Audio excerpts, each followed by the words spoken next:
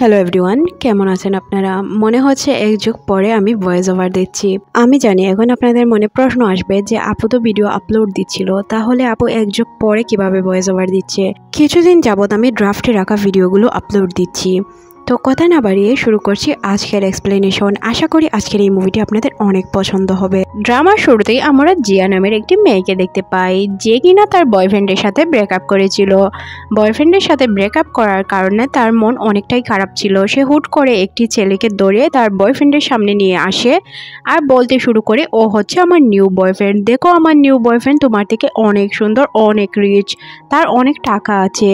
এইসব সে বানিয়ে বানিয়ে বলতে শুরু করে তার বয়ফ্রেন্ডকে জ্বালানোর জন্য, বলতে এক্স বয়ফ্রেন্ডকে জ্বালানোর জন্য। জিয়া যাকে এতক্ষণ তার বয়ফ্রেন্ড বলে পরিচয় দিচ্ছিল, সে আসলে আমাদের লিড ক্যারেক্টার লি। জিয়া বলে, সরি, আসলে আমি আমার বয়ফ্রেন্ডকে জেলাসি ফিল করানোর জন্য তোমাকে আমার বয়ফ্রেন্ড সাজিয়ে এনেছিলাম। লি বলে, তুমি এইসব ছেলেদের সাথে রিলেশনে জড়াতে কেন চাও? বাজে ছেলেদের সাথে রিলেশনে জড়ালে তো এমনটাই হয়। এদিকে জিয়া বলে যে এটা আমার পার্সোনাল লাইফ, আমার মতো থাকতে দিন। অন্যদিকে আমরা জিয়ার বয়ফ্রেন্ডকে দেখতে পাই, যে কিনা তার সাথে এসে ধাক্কা খায়, যার কারণে তাদের মধ্যে একটু ঝামেলা হয়ে যায়।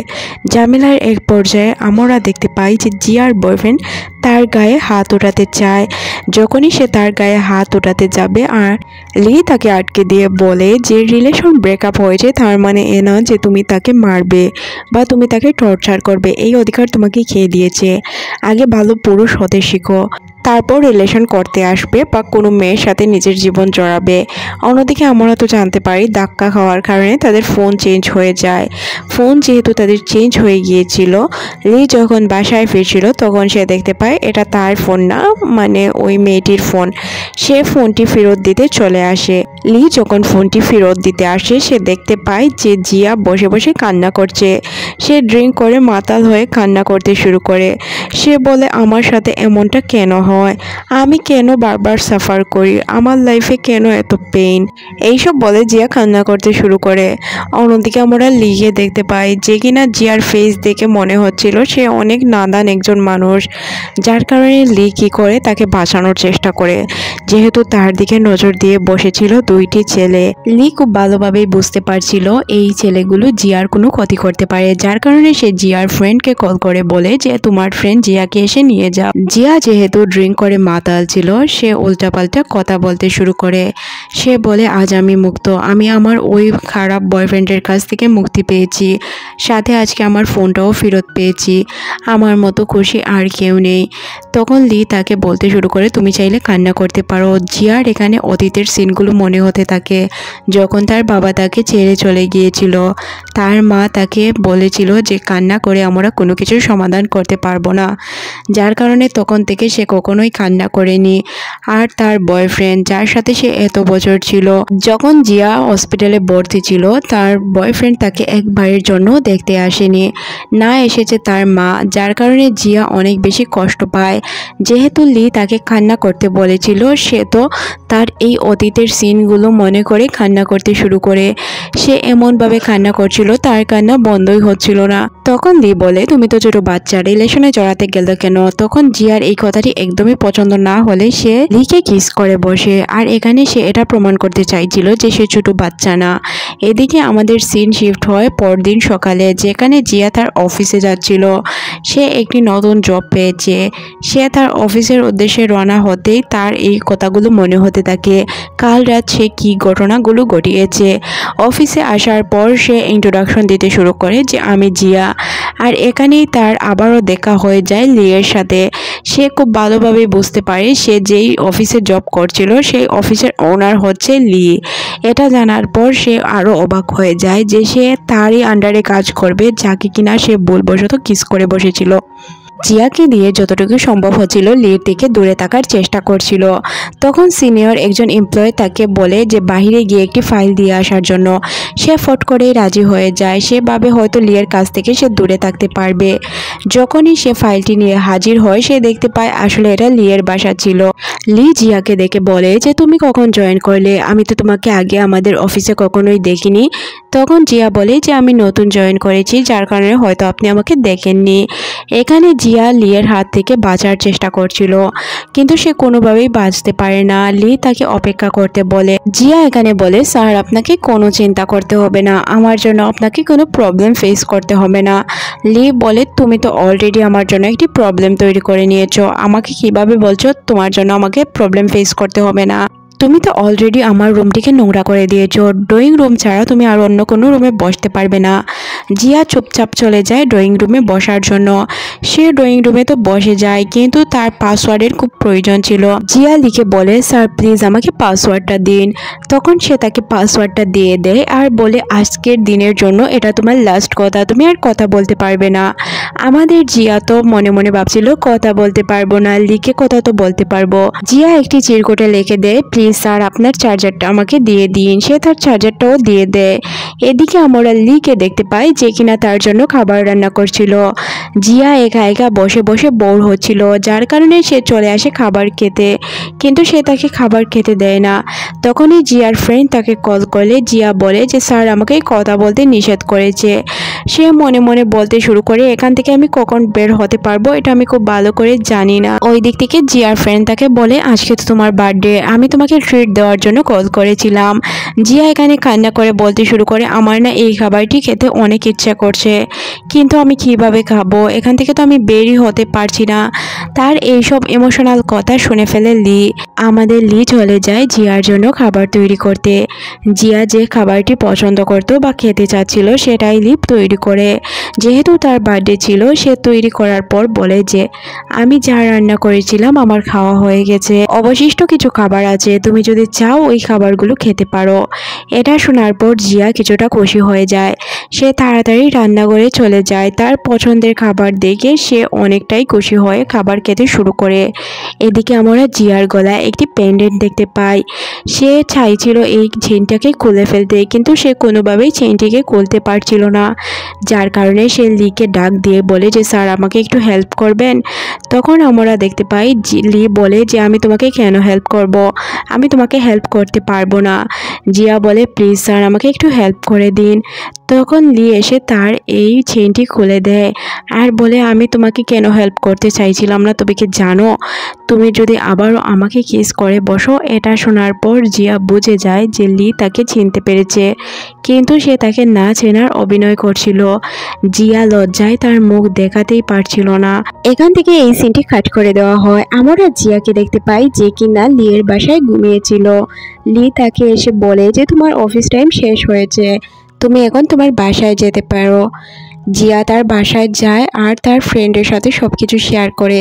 সে তার ফ্রেন্ডকে সবকিছু বললে তার ফ্রেন্ড তাকে বলে যে নাটক বন্ধ করো, আমি তোমার কোনো হেল্প করতে পারবো না, কিন্তু আমার ভাই তোমার হেল্প করে দিবে। এটা বলে সে এখান থেকে চলে যায়। পরের সিনে আমরা জিয়াকে দেখতে পাই যে কিনা লিনাকে কল করে বলছিল তোমার ভাই কী কালার শার্ট পরে এসেছে। তখন লিনা বলে আমার ভাই ব্লু আর হোয়াইট শার্ট পরে এসেছে। এখানে আমরা ব্লু আর হোয়াইট শার্ট পরা একটি ছেলেকে দেখতে পাই। জিনা তাকে গিয়ে বলে যে তোমার জন্য অনেক কাজ অপেক্ষা করছে, তুমি আমার সাথে চলো কাজ করার জন্য। এদিকে আমরা দেখতে পাই লিনার ভাই জিয়াকে খুঁজছিল, তার বোনকে বলছিল তোমার ফ্রেন্ডকে তো আমি খুঁজেই পাচ্ছি না। তখন আমরা বুঝতে পারি জিয়া যেই ছেলেটিকে পরিষ্কার করার জন্য তার বাসায় নিয়ে গিয়েছে সেই ছেলেটি আসলে লিনার ভাই না, জিয়া ভুল করে অন্য একটি ছেলেকে নিয়ে এসেছে। সে ওই ছেলেটিকে আনার পর তাকে দিয়ে অনেকগুলো কাজ করায়।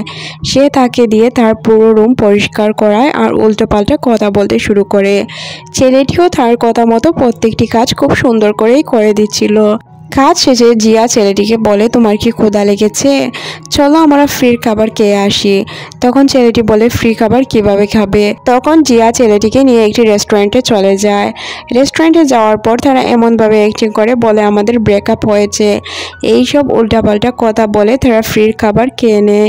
ফ্রি খাবার খাওয়ার পর তারা দুইজন ওই জিনিসপত্র নিয়ে একটি জায়গায় যাচ্ছিল।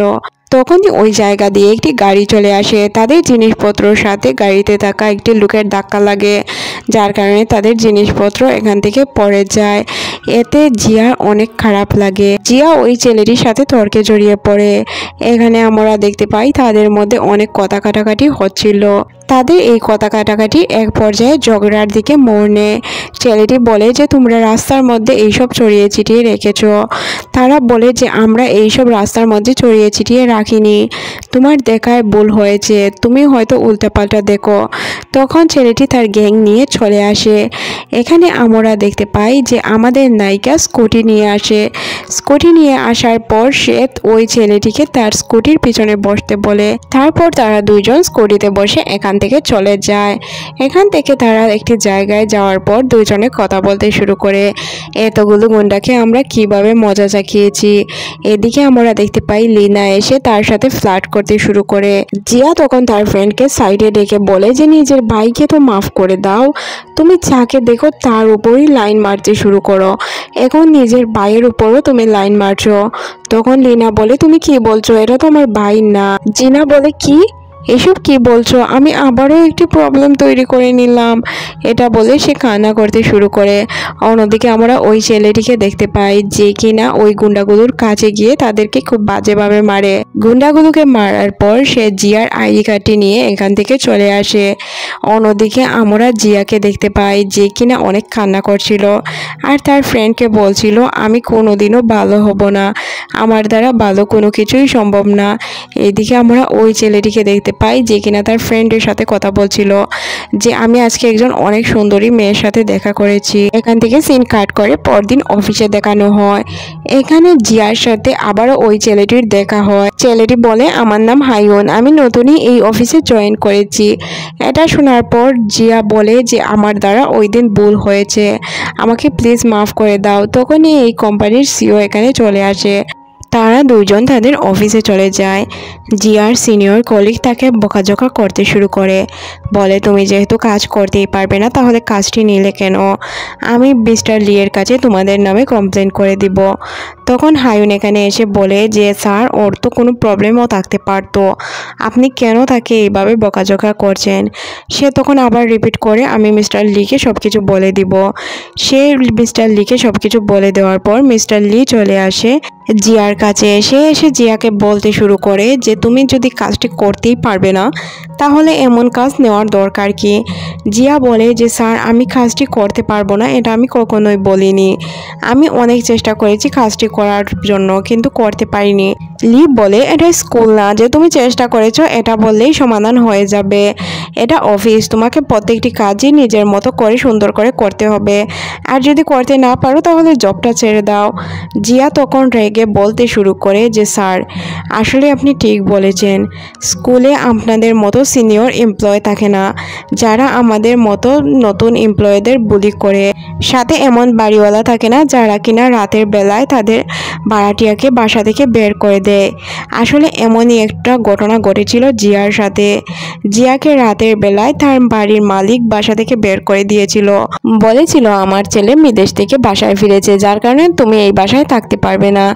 জিয়া রাস্তায় বসেছিল, তখন তার মা তাকে কল করে বলে যে তোমার বাসাটা কি তোমার পছন্দ হয়েছে।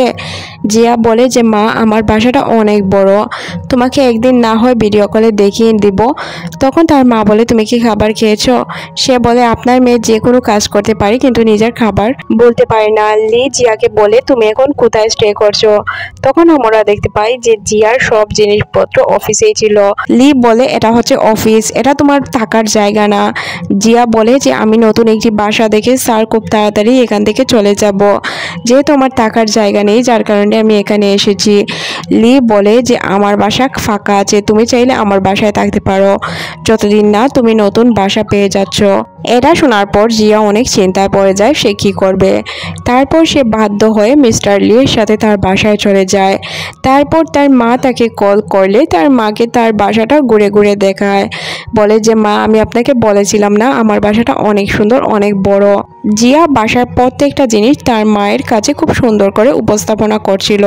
তখনই তার সামনে লি চলে আসায় সে লিকে তার রাঁধুনি বলে সম্বোধন করে। এটা শোনার পর লি আড়ালে লুকিয়ে যায়, কারণ এই কথাটি তার একদমই পছন্দ ছিল না। লি জিয়াকে দয়া করে তার বাসায় থাকতে দিয়েছে। এদিকে জিয়া তার মায়ের সাথে তাকে কুক বলে পরিচয় দিচ্ছে, যার কারণে সে অনেক লজ্জা পায়। এখানে এই সিনটি কাট করে আমাদের অফিসের সিন দেখানো হয়, যেখানে জিনার কাছে তার একজন এমপ্লয়ি বলছিল আমাদের কলিগ জেসি প্রেগনেন্ট, আর এটা তুমি কাউকে বলো না, বিশেষ করে লি স্যারকে। উনি যদি জানতে পারে তাহলে অবস্থা খারাপ করে দিবে। কিছুদিন আগে একজন লোক স্যারের উপর কফি ফেলে দিয়েছিল, যার কারণে ওই লোকটার জব সে কেড়ে নিয়েছে। অন্য একজন এমপ্লয়ি লেট করে আসার কারণে তাকেও জব থেকে বের করে দেওয়া হয়েছে। উনি অনেক রুড একজন মানুষ, যাকে মন চায় তাকে তিনি জব থেকে বের করে দেন। এটা শোনার পর কোনো কিছুই বুঝতে পারে না জিনা। সে মনে মনে ভাবতে শুরু করে, স্যারকে তো আমি কখনোই এমনভাবে দেখিনি, তাহলে এমনটা কিভাবে হতে পারে। সে তার ফ্রেন্ডকে বলে তুমি যেমনটা ভাবছো তার উল্টাটাও হতে পারে। তখন তারা দুইজন মিলে মিটিংয়ে চলে যায়। মিটিংয়ের মধ্যে আমরা জেসি নামের মেয়েটিকে দেখতে পাই, যে কিনা বমি করছিল। সে ওই জায়গা থেকে উঠে চলে যায়। এখানে কেউ কোনো কিছুই বুঝতে পারে না। পরের সিনে আমরা দেখতে পাই তাকেও জব থেকে বের করে দেওয়া হয়েছে। এটা জানার পর জিনা কোনো কিছুই বুঝতে পারছিল না যে আসলে এই অফিসে কি হচ্ছে, বা লি কেন সবাইকে চাকরি থেকে বের করে দিচ্ছে। এখানে সবাই যখন খাবার খাচ্ছিল আমরা দেখতে পাই লি এসে বসায় সবাই খাবার ছেড়ে উঠে যাচ্ছিল, আর সবাই এমনভাবে রিয়াকশন দিচ্ছিল যে ওনার সাথে বসে খাবার খাওয়াটা তাদের জন্য পাপ হয়ে যাবে। তখনই আমাদের নায়িকা চলে আসে। সে এসে লিয়ের সাথে খাবার খেতে শুরু করে। তখন লি বলে তুমি এখানে কেন বসেছো, সবাই দেখছো না কিভাবে উঠে চলে গিয়েছে। তখন জিনা লিকে বলে যে আমাকে তার বাসায় থাকতে দিয়েছে, অপরিচিত একজন মেয়েকে টাই দিয়েছে, সে কখনো খারাপ হতে পারে এটা আমি ভাবতেও পারি না।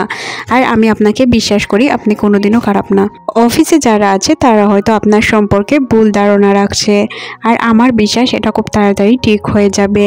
এটা শোনার পর লি মনে মনে অনেক খুশি হয়ে যায়। লি মনে মনে ভাবতে শুরু করে এত বছর ধরে আমি যাদের সাথে কাজ করছি তারা আমাকে চিনতে পারলো না, আর জিনা 2 দিন হয়ে এসেছে আমাকে ভালো করেই চিনতে পারছে।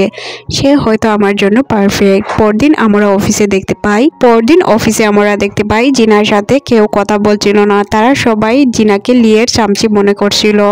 এখানে সিন কাট করে আমাদের পরদিন অফিসে দেখানো হয়, যেখানে প্রত্যেকটি কলিগ কথা বলছিল। জিনা এখানে আসার পর তার ফ্রেন্ড তাকে বলে তুমি এতদিন যা বলছিলে তাই ঠিক। আসলে মিস্টার লি জেসিকাকে অন্য একটি কোম্পানিতে শিফট করে দিয়েছে, যাতে তার কাজের প্রেশার কম পড়ে, সে ভালোভাবে জবটি হ্যান্ডেল করতে পারে। আর অন্য যে 2 এমপ্লয়ের কথা আমরা বলেছিলাম ওনাদের আসলে জব থেকে বের করে দেওয়া হয়নি, ওনাদের বাসায় রেস্ট করার জন্য বলা হয়েছে। ওনারা ওনাদের ফুল স্যালারি পেয়ে থাকেন। অফিসের সবাই এখানে অনেক আনন্দের ছিল। জিনা বলে আমি তোমাদেরকে আগেই বলেছিলাম তোমরা মিস্টার লিকে যতটা খারাপ মনে করছো তিনি অতটা খারাপ নন। অন্যদিকে আমরা লিকেও দেখতে পাই যে কিনা মনে মনে হাসছিল। সে ভাবতে শুরু করে আমি এদের সাথে কত বছর ধরে জব করছি, কিন্তু এরা আমাকে চিনতে পারেনি। 2 দিন হলো না জিনা এসে আমার সম্পর্কে সব কিছু জানতে পারছে। সে এটা কিভাবে করতে পারছে আমি তো কোনো কিছুই বুঝতে পারছি না। পরের সিনে আমরা দেখতে পাই যে জিনা তার মোজা নিয়ে হাসছিল, কারণ তার মোজা ছিল বিভিন্ন কালারের। পরের সিন আমাদের অফিসে দেখানো হয়। জিনার ফ্রেন্ড তাকে বলে অফিসে এত সুন্দর সুন্দর ছেলে আছে, তোমার কি কাউকেই পছন্দ না? জিনা বলে যে না, আমার অনেক ম্যাচিওর টাইপের ছেলে পছন্দ। তখন সে বলে যে আচ্ছা, তার মানে তোমার লিকে পছন্দ, যার কারণে ছেলেদের ভোটিং ডেটে হয়তো তুমি লিকেই ভোট করেছ। এখান থেকে সিন ফ্ল্যাশব্যাকে চলে যায়। আমরা দেখতে পাই মিস্টার লি গেম খেলায় বিজি ছিল। তার যে একটি ইম্পর্টেন্ট মিটিং আছে এই সম্পর্কে তার কোনো ধারণাই ছিল না।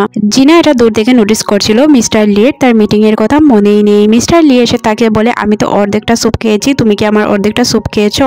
তখন জিনা মনে মনে ভাবতে শুরু করে একজন ম্যাচিওর লোক তো এইভাবে কথা বলার কথা না। তখনই ওই জায়গায় হায়ুন চলে আসে। হায়ুনের সাথে জিনা কথা বলতে শুরু করে। জিনার ফ্রেন্ড তাকে বলে আচ্ছা, হায়ুনও তো অনেক ম্যাচিওর, তুমি কি হায়ুনকে পছন্দ করো? তখন সে কোনো কিছু বলতে যাবে ওই জায়গায় লি চলে আসে। লি জিনাকে বলে আমাদের একটি ইম্পর্টেন্ট মিটিং আছে, চলো আমরা মিটিং অ্যাটেন্ড করতে যাব। তখন জিনা কোনো কিছু না বলে তার সাথে মিটিং অ্যাটেন্ড করতে চলে যায়। রাস্তায় জিনার একটি পুতুল পছন্দ হয়ে যায়। আসলে এটা গেমিং একটি পুতুল ছিল, গেমের মাধ্যমে এই পুতুলটাকে পাওয়া সম্ভব। লি জিনা জিনার জন্য ওই পুতুলটি আনার অনেক চেষ্টা করে, কিন্তু সে কোনোভাবেই পুতুলটি আনতে পারছিল না। এখানে অনেকগুলো পিচ্চি ছেলে মেয়ে ছিল, তারা তাদেরকে নিয়ে হাসতে শুরু করে। লি হার মানার পাত্র ছিল না, সে অনেকগুলো কয়েন নিয়ে আসে পুতুলটি আনার জন্য।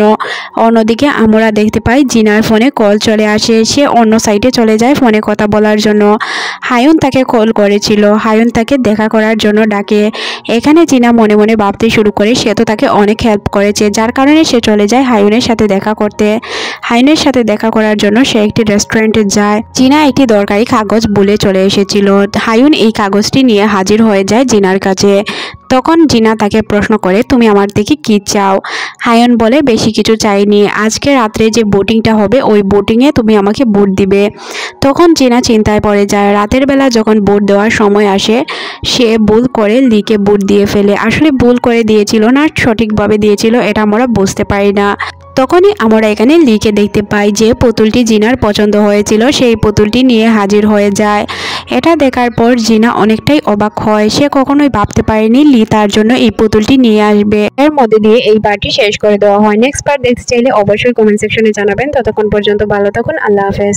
লি জানতে পারে জিনা তাকে ভোট দিয়েছে, এটা শুনে সে খুশি হয়ে এখান থেকে চলে যায়।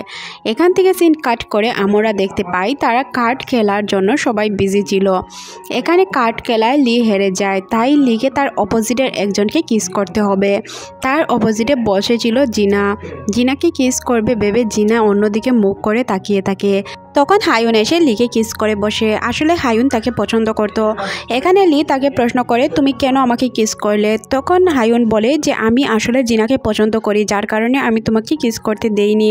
বাসায় আসার পর লি বারবার শুধু ব্রাশ করছিল। লিকে এতবার ব্রাশ করতে দেখে জিনা হাসতে থাকে। সে বলে, তুমি এতক্ষণ ধরে ব্রাশ কেন করছো? তখন সে কোনো কিছু না বলে যে তোমাকে যেহেতু প্রপোজ করেছে তুমি তো অনেক খুশি হয়েছো তাই না, এখন আমাকে নিয়ে মজা নেওয়া বন্ধ করো। তখন আমরা দেখতে পাই তার স্যালারি ঢুকেছিল, সে অনেক বেশি খুশি ছিল। যেহেতু সে স্যালারি পেয়েছিল, সে এখন নতুন একটি বাসা নেওয়ার জন্য লিকে বলে। তখন লিয়ের এখানে কোনো কিছু বলার থাকে না, সে বলে আচ্ছা সমস্যা নেই, তুমি নতুন বাসা নিয়ে যেতে পারো।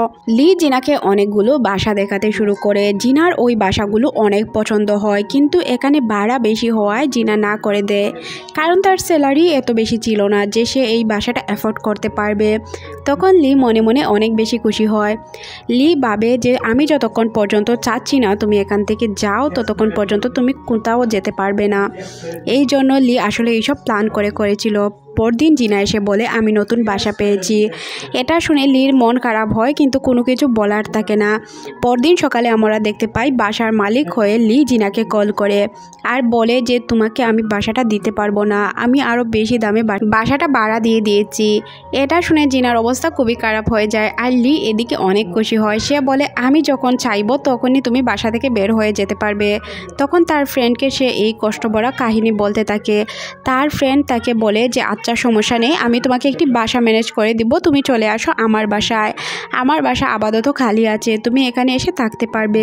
লি বাহিরে থেকে তাদের প্রত্যেকটি কথা শুনতে পায়, কিন্তু সে কোনো কিছুই বলতে পারে না। তখন জিনা এসে বলে যে আমি তোমার বাসা থেকে চলে যাচ্ছি। এটা শোনার পর লি বলে আচ্ছা সমস্যা নেই, তুমি যেহেতু বাসা পেয়েছো তাহলে চলে যাও। এটা শোনার পর জিনা তার রুমে এসে বলে যে আমি যেতে চাচ্ছি, ও আমাকে আটকালো না একবারও। আর এদিকে আমরা দেখতে পাই যে লি তার ল্যাপটপে লিখছিল, প্লিজ জিনা তুমি যেও না, প্লিজ যেও না, এইসব সে লিখছিল, কিন্তু জিনা তো আটকায় না। জিনা যখন লিফটে উঠতে যায় তখন লি এসে তাকে আটকায়, বলে জিনা তুমি এখান থেকে যেতে পারবে না, তুমি আমার সাথে থাকবে। তখন জিনা অনেক খুশি হয়ে যায়, সে তো এটাই চাচ্ছিল যে সে তাকে আটকাবে। আর পরের সিনে লি খাবার তৈরি করছিল। তখন জিনা তার পাশে বসে আর বলে, তোমার কি কোনো পার্টনারের প্রয়োজন নেই? লি বলে যে আমি যেহেতু একাই সব কাজ করতে পারি, আমি এখন পার্টনার দিয়ে কি করব। এখানে আমাদের ব্যাককল লি আসলেই বুঝতে পারে না জিনা তাকে কি বলতে চাচ্ছিল। জিনা তো মনে মনে ভাবে যে এই ছেলেকে আমি কখনোই বোঝাতে পারবো না আমি কি চাই। হায়ুন একটি ফাইল নিয়ে লিয়ের বাসায় আসে। তখন লি আর জিনাকে একসাথে দেখার পর সে প্রশ্ন করে, তুমি বসের বাসায় কি করছো?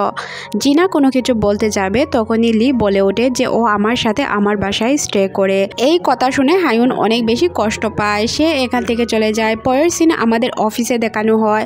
অফিসে একটি গেমিং প্রোগ্রাম ছিল। এই প্রোগ্রামে যে জিততে পারবে তাকে একটি ফোন দেওয়া হবে।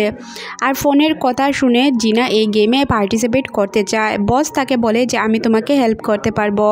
হায়ুনও এখানে চলে আসে, বলে তুমি আমার সাইডে হয়ে খেলবে। তারা দুইজন জিনাকে নিয়ে টানাটানি করতে শুরু করে। তাদের এই অবস্থা দেখে জিনা এখান থেকে পালিয়ে যায় তাদের ঝগড়া বন্ধ করার জন্য। এখান থেকে পরের সিনে আমরা দেখতে পাই হায়ুন জিনাকে বলে যে তুমি কি আমার পার্টনার হবে। জিনা রাজি হয়ে যায়। আর লি এটা দেখে অনেক কষ্ট পায়। পরের সিনে আমরা দেখতে পাই তাদের গেমিং প্রোগ্রাম শুরু হয়েছে। তাদের এই প্রতিযোগিতায় আমরা দেখতে পাই লি ভিন্ন একটি টিমে তাকায়। সে বারবার জিনার দিকে তাকাচ্ছিল। এক পর্যায়ে লি আর তার টিমমেট পড়ে যায়। তারা অনেক ব্যথা পায়। জিনা তার কাছে ছুটে যেতে চাচ্ছিল, তবে হায়ুন তাকে যেতে দেয় না। তারা ফার্স্ট হয়ে যায়, হায়ুন আর জিনা ফার্স্ট হওয়ার পর জিনা প্রাইজের চিন্তা না করে লিয়ের কাছে চলে যায়। এতে লি খুব ভালোভাবেই বুঝতে পারে যে জিনা তাকে পছন্দ করে। হায়ুন দূর থেকে বলে যে আমি জিতে গিয়েও আজ হেরে গেলাম। লি তাকে একটি ফোন গিফট করে, বলে আমি দেখেছিলাম ওই দিন তুমি তোমার ভাঙা ফোনের দিকে তাকিয়ে ভাবছিলে এই প্রতিযোগিতায় জিততে পারলে তুমি একটি নতুন ফোন পাবে। এটা শোনার পর জিনা অনেক খুশি হয়ে যায়, বলে তুমি কেন এত কিছু খেয়াল করো, তুমি কি আমাকে পছন্দ করো। এখানে লি কোনো কিছুই বলে না। লি তাকে টান দিয়ে কিস করতে শুরু করে। এখানে জিনা অনেক অবাক হয়ে যায়, কারণ সেটা কল্পনাও করতে পারেনি। এখান থেকে সিন কাট করে আমাদের জিনা আর তার ফ্রেন্ডকে দেখানো হয়। জিনা তার ফ্রেন্ডের কাছে সব কিছু শেয়ার করে। তখন জিনার ফ্রেন্ড তাকে বলে যে তুমি অনেক বেশি খুশি হচ্ছ অযথা, কারণ সে যদি তোমাকে পছন্দ করতো তার ফ্রেন্ডদের সাথে তোমার পরিচয় করিয়ে দিত, সবার সামনে তোমাকে এক্সপ্লেন করতো। এটা শোনার পর জিনার মনে অনেক প্রশ্ন জাগে। সে কী করবে কোনো কিছুই বুঝতে পারে না। সে তার বান্ধবীর সাথে দেখা করে চলে আসে বাসায় এসে সে ভাবতে থাকে যে আজ সে সব কিছু সরাসরি জিজ্ঞাসা করবে, কিন্তু সে এমনটা না করে লি আর তার পিকচার উঠায়। আর পিকচারগুলো লিকে দেখালে লি বলে যে আচ্ছা পিকগুলো অনেক সুন্দর হয়েছে, দাও আমার কাছে, আমি আমার ফ্রেন্ডদেরকে দেখাবো। এটা বলে সে কিছু টয়কে দেখাতে থাকে। জিনা এখানে অনেকটাই অবাক হয়ে যায়। তার কোনো ফ্রেন্ড ছিল না, তার ফ্রেন্ডও ছিল টয়। পরের সিনে আমরা দেখতে পাই যে লি তার কিছু ফ্রেন্ডদের সাথে দেখা করার জন্য রেডি হচ্ছিল। জিনা লিকে বলে তুমি একা একা কেন যাবে, তুমি প্লিজ আমাকেও সাথে নিয়ে যাও। লি অনেক আদর করে জিনাকে বোঝায়, বলে আমাদের সাথে গেলে তুমি বোর হবে, ওরা অনেক বোরিং, আমার ফ্রেন্ড তো অনেক ম্যাচুয়ার আর তুমি আনম্যাচুয়ার, তুমি বাসায় বসে রেস্ট করো। জিনা রাজি হয়ে যায়, কিন্তু জিনার মন অনেক খারাপ হয়। সে তার ফ্রেন্ডকে কল করে এইসব বলতে থাকে যে আমি আর লির সাথে কথা বলবো না, তার সাথে সরাসরি সব কিছু শেষ করে দিব।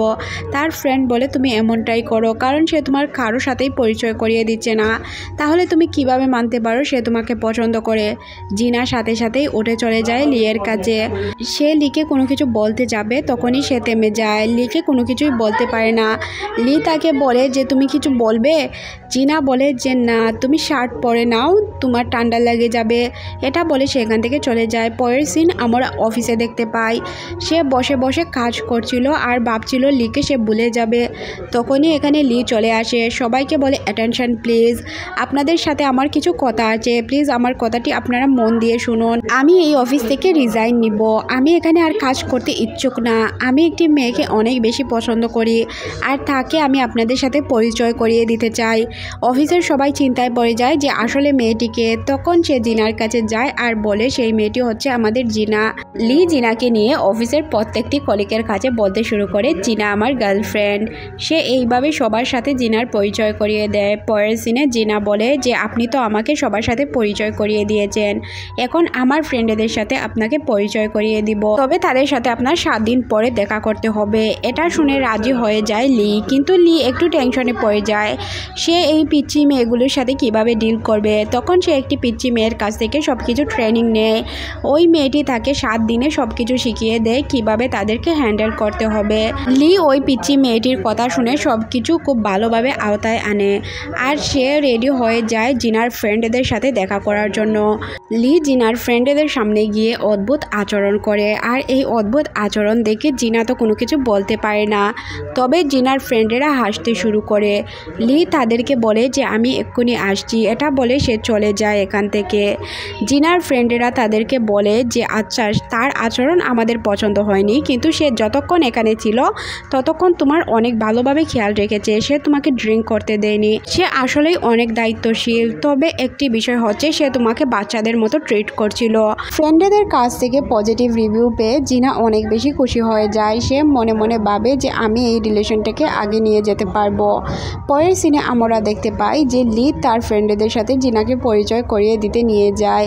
জিনার লিয়ের ফ্রেন্ডদের একদমই পছন্দ হয় না, তারা অনেক বড়দের মতো আচরণ করছিল, যার কারণে জিনা বলে যে আমার তোমাদের ফ্রেন্ডকে ভালো লাগেনি। লি বলে ওদেরকে যেহেতু তোমার পছন্দ হয়নি, আজ থেকে আমি তাদের সাথে কোনো যোগাযোগ করব না। জিনা তার ফ্রেন্ডদের সাথে কথা বলে, তার ফ্রেন্ড তাকে বলে রিলেশনটাকে কতদিন এইভাবে তাকিয়ে নিয়ে যাবে, তোমাদের রিলেশনকে আগে নিয়ে যাওয়া উচিত। তখন আমরা জিনাকে দেখতে পাই তাদের রিলেশনটি আগে নিয়ে যাওয়ার জন্য জিনা অনেক টেকনিক অবলম্বন করে। তবে লি কোনো কিছুই বুঝতে পারে না। জিনা চলে যায় লিয়ের সাথে শোয়ার জন্য। সে বলে আজকে আমি তোমার বেডে শুব। তখন লি বলে আচ্ছা তুমি শুয়ে যাও, আমি সোফাতে শুব। পরদিন সকালে জিনা অসুস্থ হওয়ার বাহানা করে। তখন লি তাকে কোলে করে তার রুমে নিয়ে আসে আর বলে তুমি তাড়াতাড়ি তৈরি হয়ে নাও, তোমাকে নিয়ে আমি ডক্টরের কাছে যাব। জিনা অনেক রেগে যায়। সে মনে মনে ভাবতে শুরু করে আমার রিলেশনটা হয়তো এই পর্যন্ত থেকে যাবে। সে তার বন্ধু লিনার সাথে দেখা করে। লিনা তাকে বলে যে তুমি যেহেতু তাকে আকর্ষণ করতে পারোনি, তার মানে তোমার মধ্যে কোনো কমতি আছে। জিনা লিয়ের এক্স গার্লফ্রেন্ডের পিকচার তার ফ্রেন্ডকে দেখালে তার ফ্রেন্ড তাকে বলে যে সে হয়তো মেচুয়ার মেয়ে পছন্দ করে, তুমি যেহেতু মেচুয়ার না, যার কারণে সে তোমাকে অ্যাভয়েড করছে। এখানে আমরা দেখতে পাই তারা দুজন বসে লাঞ্চ করছিল। জিনা তাকে অ্যাভয়েড করলে লি বলে তোমার কি হয়েছে। জিনা বলে হয়তো তোমার মেচুয়ার মেয়ে পছন্দ, যার কারণে তুমি আমাকে এইভাবে অ্যাভয়েড করছো।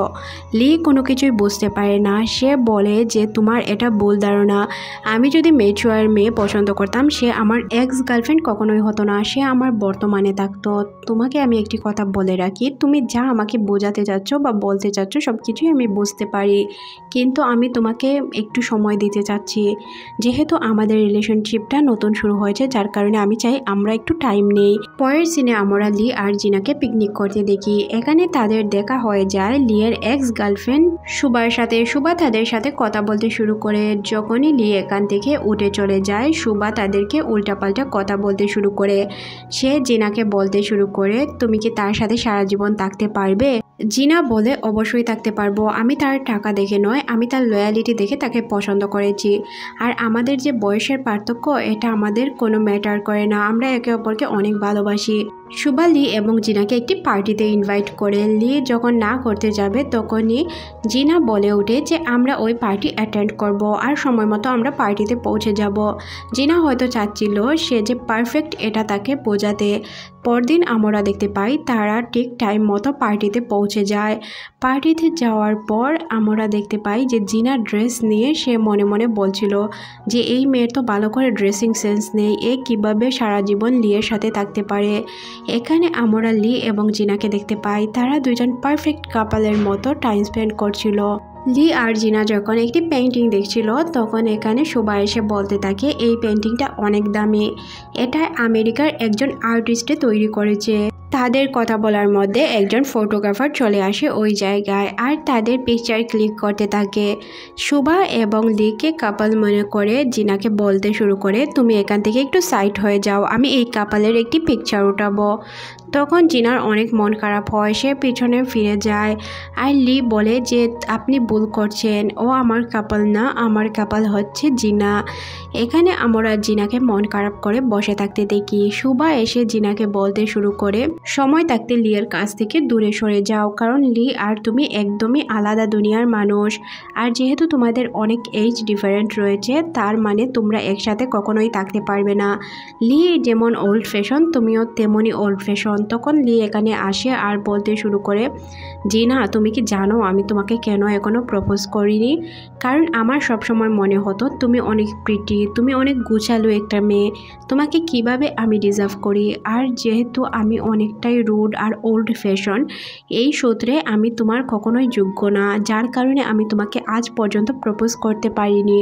তবে এটা আমার গুড লাক যে তোমার মতো একটি মেয়েকে আমি আমার জীবনসঙ্গী করে পেতে চাচ্ছি। তুমি কি আমার সাথে সারা জীবন থাকবে? এটা বলে আমরা দেখতে পাই লি তাকে এখানেই প্রপোজ করে। আর জিনা তো এই দিনের জন্য অপেক্ষা করছিল। এখানে সে তাকে একটি রিং গিফট করে আর বলে, তুমি কি আমার সাথে সারা জীবন আমার হয়ে থাকবে? তখন জিনা অনেক হ্যাপি হয়ে যায়। পরের সিনে আমরা জিনা এবং লিকে দেখতে পাই। জিনা তার মায়ের সাথে দেখা করানোর জন্য লিকে নিয়ে যায়। লি অনেক সুন্দর ড্রেস আপ করে এসেছিল, কিন্তু কোনো কারণে তার উপরে পানি পড়ে যাওয়ায় ড্রেস চেঞ্জ করতে বাধ্য হয়। সে একটি নর্মাল প্যান্ট শার্ট পরে তার মায়ের সাথে দেখা করতে এসেছিল। জিনার মা লিকে দেখে একদমই পছন্দ হয় না, সে তাকে বাথরুম পরিষ্কার করার কথা বলে। লি খুব সহজেই চলে যায় বাথরুম পরিষ্কার করার জন্য। জিনার মা জিনাকে বলে, এই ছেলেকে তুমি কি দেখে পছন্দ করেছো? আমার তো মনে হয় না এই ছেলে তোমার খরচ ওঠাতে পারবে।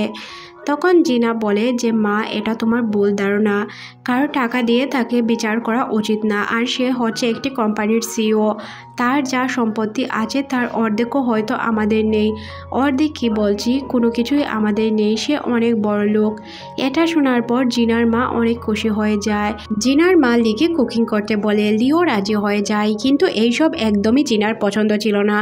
জিনা বলে যে মা, আমি ওকে শুধু ভালোবাসি, যার কারণে আমি ওকে বিয়ে করছি, ওর টাকার জন্য আমি বিয়ে করছি না। জিনার মা এতে তো অনেক খুশি ছিল যে সে তার খেয়াল রাখতে পারবে, তার অনেক টাকা পয়সা আছে। এই জন্য জিনার মা এই বিয়েতে রাজি হয়ে যায়। জিনা বলে, মা এটা তোমার ভুল ধারণা যে আমি টাকার জন্য বিয়ে করছি, প্লিজ মা তুমি এভাবে বিষয়টাকে নিও না। জিনার মা তো এক কথায় রাজি ছিল, কারণ ছেলে যেহেতু টাকাওয়ালা মেয়েকে বিয়ে দেওয়াই যায়। জিনার মা জিনাকে কিছু টাকা দেয়, যেটা কিনা সে অনেক দিন ধরে তার জন্য জমিয়ে রেখেছিল। পরের সিনে আমরা দেখতে পাই যে জিনা আর লি চলে গিয়েছিল লিয়ের মায়ের সাথে দেখা করতে। লিয়ের মায়ের সাথে তারা যখন দেখা করে, লিয়ের মা বলে যে এই মেয়েকে আমার একদমই পছন্দ হয়নি, তার সাথে তোমাকে আমি কখনোই বিয়ে দিতে পারি না। লি বলে, আচ্ছা সমস্যা নেই, আমি এখান থেকে জিনাকে নিয়ে চলে যাচ্ছি, আমি তো জিনাকেই বিয়ে করব। লিয়ার মা এই বিয়েতে রাজি ছিল না। জিনা অনেক ইয়াং ছিল, তাদের মধ্যে অনেকই এজ ডিফারেন্স ছিল। সে মনে করছিল জিনা হয়তো টাকার জন্য বিয়ে করছে। যেহেতু লিয়ার মা হার্ট পেশেন্ট ছিল, সে এখানে বেহুশ হয়ে যায়। জিনা বাইরে গিয়ে অপেক্ষা করলে লি তাকে বলে যে আমি তোমাকে বিয়ে করতে পারছি না। দেখো জিনা, আমি আমার মাকে হার্ট করতে চাই না, তুমি এই বিষয়টি বোঝার চেষ্টা করো, আমাদের সম্পর্ক এখানেই শেষ, তুমি এখান থেকে চলে যাও। জিনা তো কোনোভাবেই মানতে পারছিল না যে লি তার সাথে এমনটা করতে পারে। জিনা এখান থেকে এসে তার ফ্রেন্ডের সাথে কথা বলছিল। তার ফ্রেন্ড লিনা বলে যে তুমি তার আংটিটা তাকে ফেরত দিয়ে আসো। জিনা চলে যায় লিয়ের বাসায় তার আংটি ফেরত দেওয়ার জন্য। আংটিটি যখন সে ফেরত দেয়, তখন লি বলে, আমি যেভাবে তোমার আংটি ছুঁড়ে ফেলে দিয়েছি, তুমি সেইমভাবে আমার আংটিটিকেও ছুঁড়ে ফেলে দাও, তাহলেই সমাধান হয়ে যাবে। পরদিন সকালে জিনা যখন অফিসে যায়, সে অফিসের সামনে গিয়ে বসে থাকে যে লি তাকে হয়তো এখান থেকে উঠিয়ে নিয়ে যাবে, কিন্তু লি জিনাকে পাত্তাই দিচ্ছিল না। জিনা হায়ুনকে তার বয়ফ্রেন্ড বানিয়ে লিকে বলে যে আমার নতুন বয়ফ্রেন্ড। লি তাকে কংগ্রাচুলেশন জানিয়ে এখান থেকে চলে যায়। জিনার লাস্ট চেষ্টাও বিফলে যায়। হায়ুন তাকে বলে সে হয়তো তোমাকে পছন্দ করে না, তুমি এখান থেকে সরে যাও, তুমি আমার সাথে রিলেশন করতে পারো। পরের সিনে আমরা লিকে দেখতে পাই যে কিনা তার ফ্রেন্ডকে বলছিল, ব্যবসায় অনেক লস হয়েছে, যার কারণে আমি জিনাকে ছাড়তে বাধ্য হয়েছি, আমি চাই না আমার সাথে থেকে জিনার লাইফটা নষ্ট হোক। আর এই সব কিছু শুনছিল হায়ুন। হায়ুন মনে মনে ভাবতে শুরু করে, তারা দুইজন একে অপরকে ভালোবাসে, এদের সম্পর্কে যদি আমি বাধা হয়ে দাঁড়াই, এটা আমার জন্য অনেকটাই কষ্টদায়ক হবে। পরের সিনে আমরা জিনাকে দেখতে পাই যে কিনা লিয়ের কাছে যায়। লি তাকে অ্যাভয়েড করলে জিনা তার পিছু পিছে যায়। এখানে আমরা দেখতে পাই জিনা তাকে চিৎকার করে বলছিল, হায়ুন আমাকে সবকিছু বলে দিয়েছে, তুমি কেন আমার থেকে দূরে সরে গিয়েছ। এখান থেকে সিন ফ্ল্যাশব্যাকে গেলে আমরা দেখতে পাই যে লি তার গলায় এই আংটিটি পরে রেখেছিল। সে এই আংটিটি ফেলে দেয়নি। জিনাও পার্মানেন্টলি এই আংটিটা তার হাতে পরে রাখে, বলে যে লি মানুক আর না মানুক আমি তার আংটি পরে রাখবো। জিনা ওই দিন ব্যথা পেয়েছিল, যার কারণে লি তাকে পিছিয়ে বাচ্চা দিয়ে ওষুধ পাঠানোর চেষ্টা করেছিল, কিন্তু ওইখানে হায়ুন চলে এসেছিল। জিনা তাকে বলে যে আমি তোমার টাকার জন্য তোমাকে পছন্দ করিনি, আমি সারা জীবন তোমার সাথে থাকতে চাই, এই জন্য আমি তোমাকে পছন্দ করেছি। জিনা তার মায়ের দেওয়া কার্ডটি লিখে দিয়ে বলে যে তুমি মনে করো না এটা তোমাকে আমি টাকা হিসাবে দিয়েছি, আমার ভবিষ্যতের জন্য এটা আমি সেভিং করলাম, যাতে আমার ভবিষ্যৎটা উজ্জ্বল হয়। যখন তুমি অনেক বড় লোক হয়ে যাবে টাকাগুলো আমাকে ফেরত দিয়ে দিও। এটা বলে সে তাকে জড়িয়ে ধরে। এখানে আমরা দেখতে পাই যে দুজনের মিল হয়ে যায়, আর এই সব দূর থেকে দেখছিল হায়ুন, আর সবাই তাদেরকে অনেক বেশি কংগ্রাচুলেশন করতে থাকে। এখান থেকে সিন শিফট হয়ে আমরা তাদের বিয়ের সিন দেখতে পাই। তারা দুইজন হয়তো বিয়ে করে অনেক সুখে শান্তিতে ছিল। এর মধ্যে দিয়ে এই মুভিটি শেষ করে দেওয়া হয়। মুভিটি আপনাদের কেমন লেগেছে অবশ্যই কমেন্ট সেকশনে জানাবেন। এই মুভিটি পার্সোনালি আমার অনেক ভালো লেগেছে। নিউ মুভি আসা পর্যন্ত অপেক্ষা করুন। ভালো থাকুন, আল্লাহ হাফেজ।